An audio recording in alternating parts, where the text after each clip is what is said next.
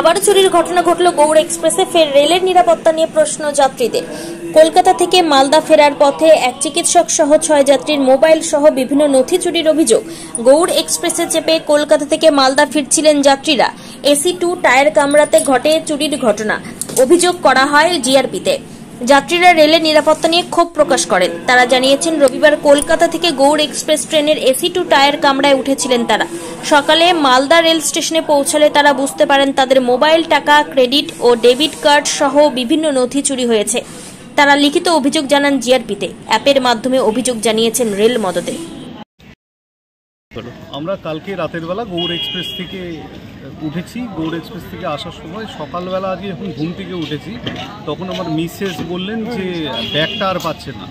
তো ব্যাগের মধ্যে 2খানা মোবাইল ফোন ছিল, কিছু ক্যাশ ছিল আর ক্রেডিট আর ডেবিট কার্ড ছিল।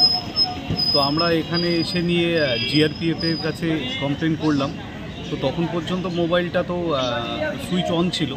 তো ওনারা সাথে সাথে ট্র্যাকিংয়ে দিলেন, তারপর থেকেই নো নেটওয়ার্ক কাভারেজের মধ্যে চলে গেল। ঠিক আছে, যাই হোক আমরা ডায়েরি করেছি, ওনারা বলেছেন দেখবেন ব্যাপারটা।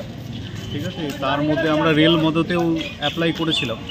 তো ওখান থেকেও ফোন করেছে, এখন সেখানেই ঢুকবো আরপিএফের অফিসে। তো সেখানেও ডিটেলসটা আমরা দেবো। আরপিএফে অভিযোগ করেছেন? জিআরপিএফে প্রথমে অভিযোগ করেছি, তারপর রেল মদতে ওই অ্যাপের মাধ্যমে অভিযোগ করেছিলাম। কি খোয়া গেছে আপনাদের? আমাদের 2টো মোবাইল ফোন আর তার সাথে এটিএম ডেবিট কার্ড আর ক্যাশ হিসেবে ওই 1500 মতন টাকা।